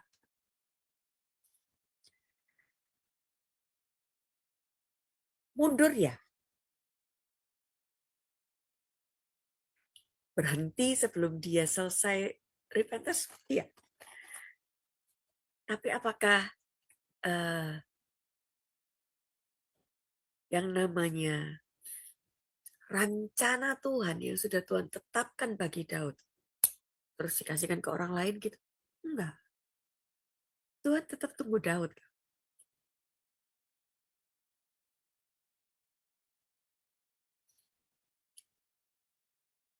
Tapi Bapak Ibu juga jangan lupa, sekali lagi saya ingatkan, Daud juga harus bayar harga atas semua perbuatannya. Anak dari hasil perzinaannya meninggal. Ada anaknya yang tidur dengan istrinya. Anaknya merencanakan pembunuhan, pemberontakan. Ada banyak hal yang membuat dia sepertinya, aduh, kok kayak gitu. Tapi apakah dia berontak sama Tuhan? Enggak. Karena dia tahu ini adalah harga yang harus dia bayar. Atas semua perbuatan salah yang dia lakukan. Kalau mau bertobat, ya seperti itu. Tahu, jadi dia harus mengenakan manusia baru. Ada gambar Allah dalam kehidupannya. Dan mulai berproses menata ulang lagi hati. Supaya jadi murni. Dan itu tidak mudah. Jangan terus langsung begitu misalnya kita lihat orang itu mungkin agak kendor sedikit kita langsung kamu ini memang tidak bisa dikasih tahu, susah memang. Jangan gitu Bapak Ibu. Tetapi syukur kepada Allah kata si Paulus. Bahwa dahulu kamu adalah hamba dosa tetapi sekarang kamu telah taat dari hati kepada pengajaran yang telah disampaikan kepadamu. Dan setelah dibebaskan dari dosa, kamu telah menjadi hamba kebenaran. Ada tahapan-tahapan, ada perjalanan menuju setiap kita memiliki hati yang murni. Mudah? Enggak. Makanya Paulus juga bilang lagi, janganlah kamu jadi serupa dengan dunia ini. Berubahlah oleh pembaharuan budimu. Sehingga bisa membedakan mana kehendak Allah, apa yang baik dan yang berkenan kepada Allah dan yang sempurna. Baca ini, baca. Masih bisa jatuh? Bisa.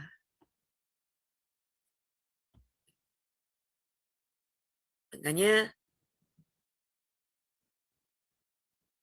butuh komunitas atau orang-orang yang mau berdiri dan terus mengingatkan kita supaya tidak jatuh lagi.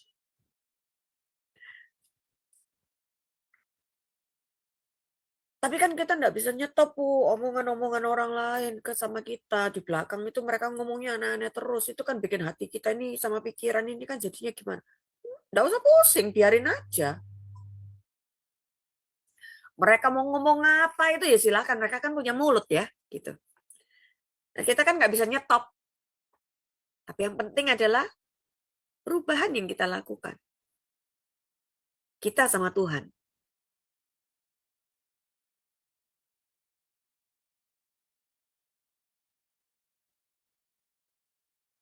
Terserah gitu ya. Karena kita tidak pernah bisa menghentikan omongan orang lain. Mereka akan selalu bicara, dan bicaranya pun mungkin aneh-aneh. Kita nggak bisa menghentikan itu. Tapi yang penting adalah bagaimana kita mau berubah, kita mau bertobat, kita mau kembali mengejar Tuhan.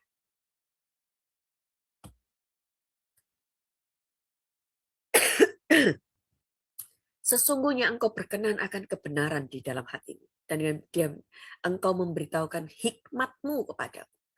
Bersihkanlah aku dari dosaku dengan hisop, maka aku menjadi tahir. Basuhlah aku, maka aku menjadi lebih putih dari salju. Biarlah aku mendengar kegirangan dan sukacita. Biarlah tulang yang kau remukkan itu bersorak-sorai kembali. Janganlah engkau menyembunyikan wajahmu daripada. Hapuskanlah segala dosa, kesalahan. Jadikanlah hatiku tahir. Perbaharuilah batinku dengan roh yang teguh. Kenapa ini terus diucapkan? Doa-doa inilah yang akan terus mengingatkan kita. Makanya dikatakan kita harus terus memperkatakan itu firman. Kita harus terus-menerus berproses untuk jadi baik. Tidak ada yang namanya kita langsung bosim salabim. Ada perjalanan.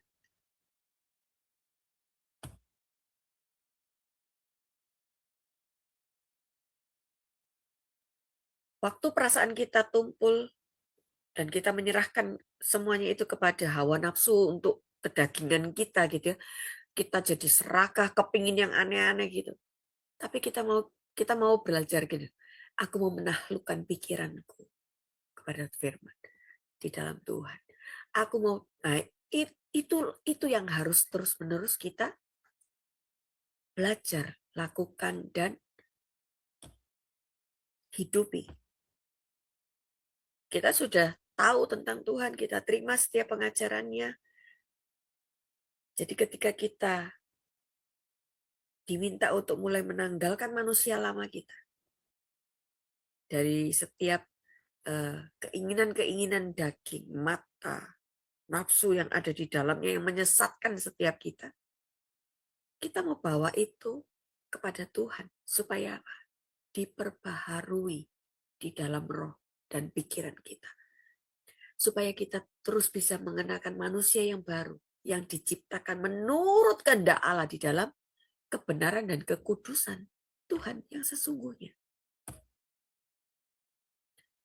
Makanya ini diulangi lagi. Semua yang benar, semua yang mulia, semua yang adil, semua yang suci, yang manis, sedap didengar, yang disebut kebajikan, patut dipuji.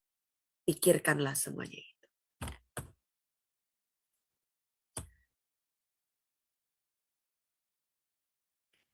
Terus kalau sudah kita sudah bertobat, kita sudah, terus gimana cara menjaganya? Supaya apa? Ini tidak jatuh lagi gitu. Nah ini, begitu diampuni kita berubah. Nah ini proses seumur hidup. Makanya dikatakan apa? Kerjakanlah keselamatanmu itu dengan takut dan gentar. Setiap hari Bapak Ibu. Makanya ketika mungkin agak kepletot sedikit, cepetan bangun. Jangan terus diam di tempat. Kunci untuk kita bisa memiliki hati yang murni. Proses itu kita harus tahu Bapak Ibu. Oh iya, proses ini seumur hidup. Jadi tidak cuma sekali saja. Enggak. Dan ini yang merupakan apa? Karya Tuhan melalui apa? Kasih karunia yang Tuhan berikan kepada setiap kita, pengampunannya. Kita jadi dimurnikan, kita menjadi murni saat Dia membentuk setiap kita jadi serupa dengan Dia. Tapi kita juga tidak boleh lupa bahwa apa? Kita juga harus tunduk kepada firman atau karyanya atau korban salibnya. melalui Yesus. Kita tidak boleh lupa. Sehingga kita, waktu kita mungkin mau jatuh, kita ingat lagi. Iya, Tuhan, kuatkan. Supaya aku tidak jatuh lagi. Jangan dipikir kita semua punya ya Bapak Ibu, apa kekuatan atau apa yang gitu ya. Kita masih sangat rentan. Tapi bukan berarti terus kita jatuh lagi nggak apa-apa. Nggak juga.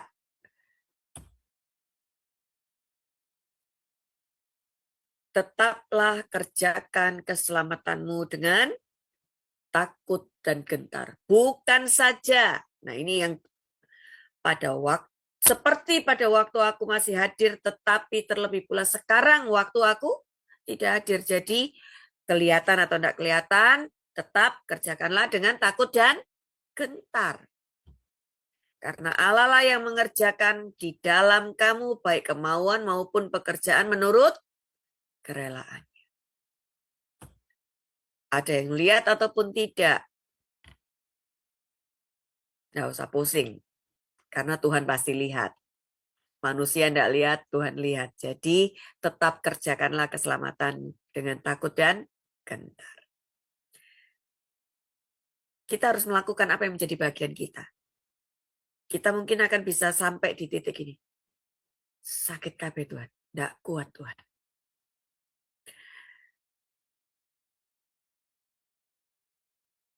Tapi aku mau melepaskan semua yang menjadi keinginan dunia, yang mengenakan dagingku, yang memikat mataku, yang bikin aku jadinya punya kesombongan. Aduh. Karena aku tahu, ini yang kita perlu kenali. Setiap anak-anak Tuhan, di mana Tuhan punya agenda di dalam hidupnya. Iblis juga punya agenda, yaitu apa? Menjatuhkan anak-anak Tuhan itu tadi. Jadi pada waktu kita mengerti ada agenda Tuhan di dalam hidupmu dan hidupku, maka kita juga harus tahu, iblis juga nggak akan pernah tinggal diam. Dia juga akan terus bergerilya untuk mencari jalan, membuat setiap kita kembali jatuh. Kembali kepingin menikmati apa yang namanya kenikmatan dunia, keinginan mata, nafsu, kemudian juga keangkuhan, itu kayaknya kepingin lagi. Itu yang terus berusaha dia tawarkan. Makanya Tuhan ingatkan bahwa apa? Ingat tahu bahwa setiap anak-anak Tuhan, di mana Tuhan punya agenda besar dalam hidupnya, itu ada, mereka jadi incaran supaya apa? Supaya jadi bolonya si jahat itu, kan gitu ya. Supaya jadi rekan. Kan kalau kita sudah jatuh di dalam dosa, kita sudah rasanya malas bangun lagi, malas apa? Ya, bukannya kita jadi sama gitu ya, jadi rekan sekerjanya si iblis, bukan rekan kerjanya Tuhan, tapi rekan kerjanya iblis. Dan kadang-kadang sesuatu yang ditawarkan untuk membuat kita jadi jatuh itu bukan hal-hal yang sulit untuk diraih. Sometimes itu ada di depan dan sekitar kita.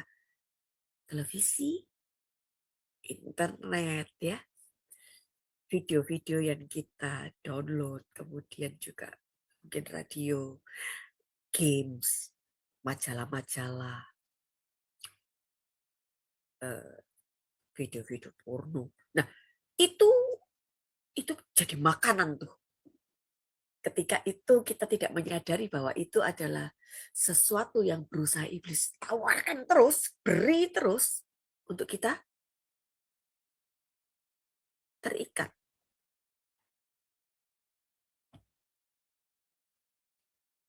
Jadi yang harus kita lakukan apa? Ya cepat-cepat berpaling, matiin,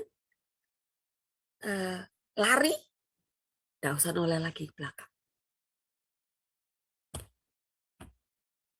Kalau gambar yang di sini, di PPT ini, berusaha dicabut tuh ya, kabel listriknya. Supaya apa? Mati semua udah.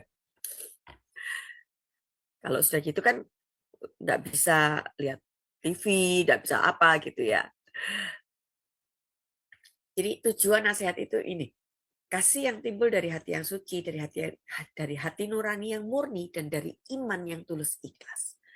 Tujuan dari semuanya itu supaya apa? Kasih itu bisa timbul dari hati yang suci, murni, dan iman yang tulus ikhlas.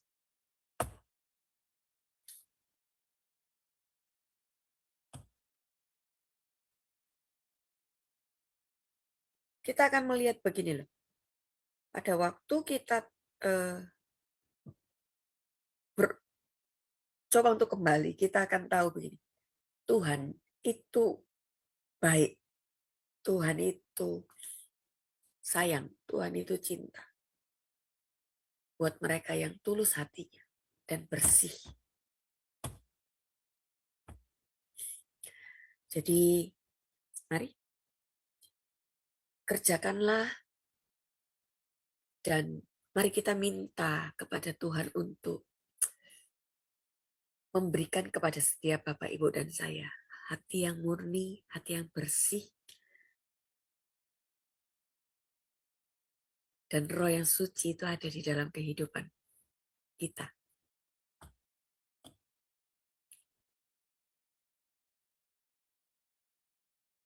Supaya sungguh-sungguh kita tidak hanya cuma sekedar membaca. Oh, kita itu harus punya hati yang murni. Oh, kita itu harus punya hati yang suci. Enggak. Tetapi biar itu sungguh-sungguh ada. Dan terus berproses. Dan terus semakin memenuhi hatimu dan hatiku. Hidupmu dan hidupku. Karena tanpa perlahan, tanpa terasa ketika kita terus melakukan itu. Seperti ada switching di dalam kehidupan kita yang tanpa kita sadari, kita tiba-tiba kok lain ya hidupku sekarang, kok beda ya. Begitu aku mulai kejar Tuhan dengan apa yang Tuhan mau, beda ya. Nah, kita semua saya percaya kita mau tuh ada di situ gitu. Jadi mari kita melangkah, kita miliki, kita berlari, meraih apa yang Tuhan tadi bilang. Apa yang baik, benar, mulia, kudus, suci, patut dipuji, sedap didengar. Mari kita belajar untuk terus memikirkan hal-hal itu.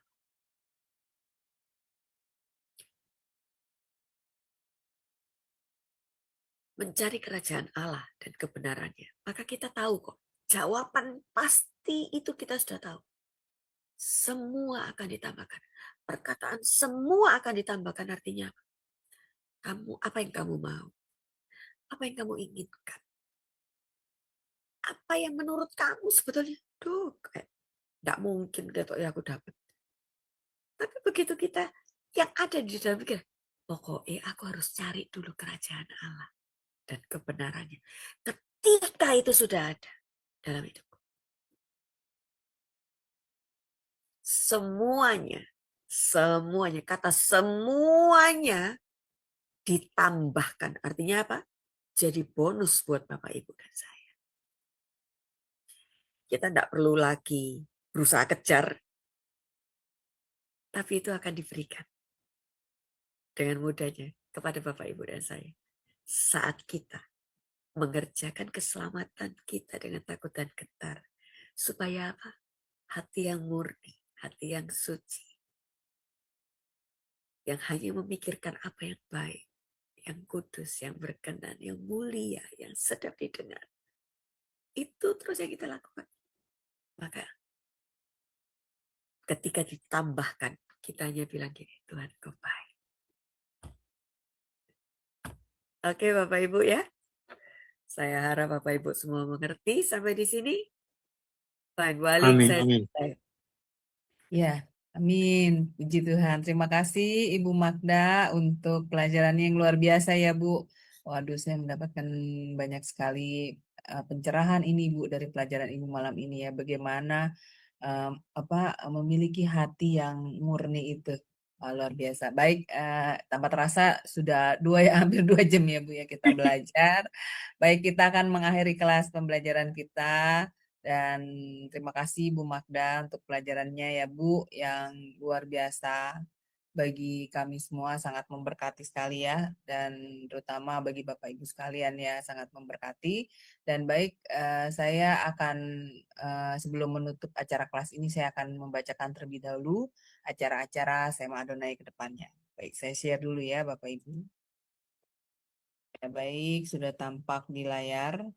Baik Bapak Ibu, untuk besok ya hari Rabu tanggal 17 Juni 2026 di jam 21.00 waktu Indonesia Barat di Sema Adonai akan kembali ada kelas pembelajaran firman. Dan kita akan belajar tentang tema tanggalkan beban dan dosamu. Diambil dari Nats Ibrani 12 ayat 1 dan yang menjadi narasumbernya adalah Pastor Juniorson Ginting SEMM dan moderatornya adalah Pak Besam Siagian. Selanjutnya, Bapak Ibu, di hari Kamisnya di tanggal 18 Juni 2026 di jam 21.00 waktu Indonesia Barat, di Sema Adonai akan kembali ada kelas pembelajaran firman dan kita akan belajar tentang materi eksposisi kitab Matius diambil dari Matius 15 ayat 1 sampai dengan 39. Dan ini sudah masuk sesi yang ke-26 dengan temanya kali ini adalah Yesus sumber pertolongan yang akan dibawakan oleh Bapak Gembala kami sendiri yaitu Pak Pendeta Daniel Palungan dan moderatornya adalah Pak Besam Siagian. Selanjutnya Bapak Ibu, ini adalah renungan pagi Sema Adonai diadakan setiap hari mulai dari hari Senin sampai dengan Sabtu, dimulai dari jam 5.30 pagi waktu Indonesia Barat dan dilayani oleh hamba-hamba Tuhan yang sangat memberkati. Jadi Bapak Ibu sekalian, untuk renungan pagi Sema Adonai ini dapat Bapak Ibu ikuti lewat Zoom Sema Adonai atau lewat channel YouTube Cahaya Firman. Dan bagi Bapak Ibu yang belum mensubscribe channel YouTube baru kami C Firman, tolong subscribe ya Bapak Ibu. Dan bagi Bapak Ibu yang sudah mensubscribe channel YouTube baru kami C Firman, tolong subscribe sekali lagi dengan penulisan @cfirman79x9on. Dikarenakan ini adalah channel C Firman kami yang paling terbaru kembali. Dan juga Bapak Ibu tolong subscribe juga channel YouTube kami dengan penulisan @cfirman_C3x bagi Bapak Ibu yang belum mensubscribe-nya. Dan juga Bapak Ibu tolong subscribe juga channel YouTube kami satu lagi yang bernama Sema Adonai Plus dengan penulisan @Sema Adonai Extra. Dikarenakan di channel Sema Adonai Plus ini Bapak Ibu bisa melihat keseluruhan rekap dari acara-acara channel C Firman terdahulu. Dan juga tolong bantu share ya Bapak Ibu channel C Firman ini kepada yang lain supaya semakin banyak juga orang-orang yang bisa mengikuti keseluruhan acara-acara dari kelas Sema Adonai lewat channel C Firman. Utama program-program dari Sema Adonai yang tidak di-live-kan di channel-channel lain. Seperti program Renungan Pagi Sema Adonai, kemudian Renungan Pagi dari Bapak Gembala kami sendiri, yaitu Pak Pendeta Daniel Palungan yang diadakan setiap hari Jumat 1 kali dalam seminggu, dan juga ibadah online Sema Adonai. Dengan Bapak Ibu membantu men-share channel C Firman kepada yang lain, sekaligus Bapak Ibu telah membantu channel kami C Firman untuk menjadi lebih berkembang dan menjadi berkat lagi bagi banyak orang.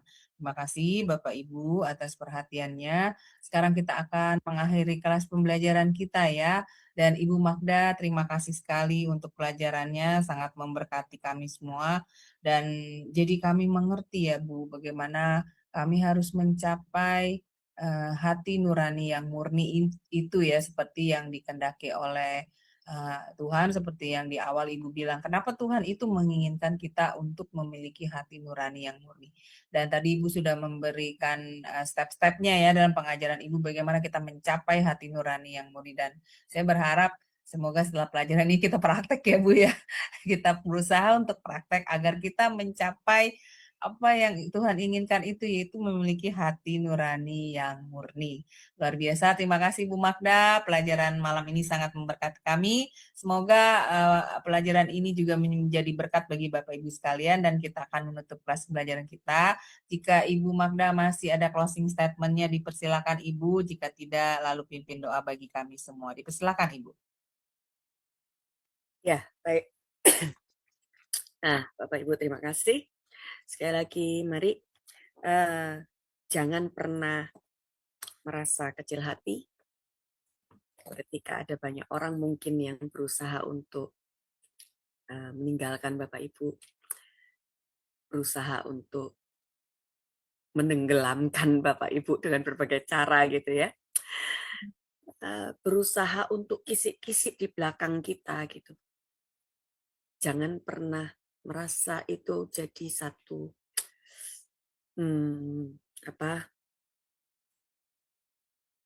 ancaman atau satu tekanan, satu apa yang membebani kehidupan Bapak Ibu dan saya. Tapi biarlah itu semua justru memicu atau memacu setiap Bapak Ibu dan saya untuk kita justru terus maju, terus berlari ke depan, terus melakukan apa yang Tuhan mau. Karena artinya ketika kita mendengarkan mereka berkisik-kisik di belakang kita, ngomongin kita di belakang, berusaha cari cara untuk bikin kita jatuh lagi. Artinya apa? Bapak, Ibu, dan saya sudah ada di depan mereka. Kita jadi lebih baik sebetulnya dari mereka. Dan artinya apa? Mereka tertinggal di belakang. So, mari terus kita semangat melakukan apa yang Tuhan mau. Apakah kita semua sudah baik? Saya percaya dan saya berdoa bahwa kita semua yang ada di sini, kita sedang berlari, berjalan bersama-sama, mengerjakan apa yang Tuhan mau, yaitu apa? Memiliki hati nurani yang bersih, yang murni, seperti yang Tuhan mau. Tuhan bilang, yang sudah kamu lihat daripadaku. Jadi semua yang baik, kita mau pikirkan itu. Yang sedap didengar, yang mulia. Supaya apa? Sungguh-sungguh jadi itu yang namanya segambar serupa seperti dia. Ayo kita berdoa. Tuhan, kami mengucap syukur, terima kasih buat apa yang sudah kami pelajari, yang sudah kami dengar pada malam hari ini. Biar itu tidak cuma sekedar lewat dan kami lihat, juga kami dengar. Tapi biar setiap apa perkataan yang kami dengar, setiap tulisan yang kami lihat dan kami baca, itu bisa Roh Kudus terus bukakan, jelaskan, sampai setiap kami semakin hari semakin mengerti. Dan kami mau apa yang kami terima pada malam hari ini, tidak hanya kami dengar, tapi kami mau menjadi pelaku-pelakunya. Terima kasih Tuhan, biar setiap kami sungguh-sungguh mengejar yang namanya hati yang murni, hati yang suci. Karena kami tahu ketika kami memiliki itu, kami bisa melihat Tuhan. Terima kasih Bapa. Biarlah kalau sebentar kami akan berpisah satu dengan yang lain, kami akan beristirahat dan pertemukan kami kembali pada besok hari, di kelas kami yang berikutnya, juga di hari-hari selanjutnya. Sampai di 2 minggu lagi kami akan bertemu kembali, kami akan kembali menggali lagi firman. Terima kasih Bapak, di dalam nama Yesus kami sudah berdoa dan mengucap syukur. Amin. Amin, amin. Baik, terima kasih Ibu Magda untuk pelayanan yang luar biasa Bu bagi kami semua. Semoga pelayanan Ibu selalu diberkati Tuhan lebih dan lebih lagi, menjadi berkat bagi banyak orang, dan Ibu sekeluarga juga selalu diberikan berkat, kesehatan, dan pelindungan dari Tuhan selalu. Amin. Baik Bapak Ibu sekalian, terima kasih untuk bersamaan dengan tim Sema Adonai. Terima kasih. Dan Ibu ya jangan Ibu jangan Ali, lupa terima kasih. ya. Baik, jangan lupa besok pagi pukul 5.30 pagi waktu Indonesia Barat akan ada ibadah online Sema Adonai seperti biasa, dan di malam harinya ada kelas-kelas pembelajaran firman Tuhan selalu di Sema Adonai. Jadi tetap stay bersama kami tim Sema Adonai ya Bapak Ibu, dan tolong beri waktu 1 menit kepada tim kami Sema Adonai untuk meng-end-kan acara kami di YouTube ya. Jadi jangan memberikan suara ya terlebih dahulu sebelum kami memberi aba-aba acara kelas sudah selesai. Terima kasih Bapak Ibu sekalian. Tim Sema Adonai mengundurkan diri. Selamat beristirahat. Tuhan Yesus memberkati. Shalom, shalom, shalom. kasih.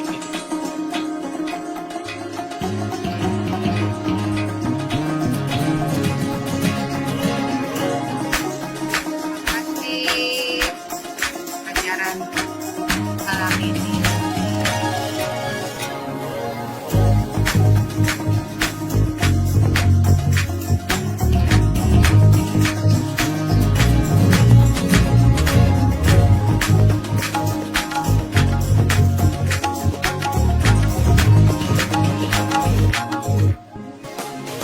Terima kasih.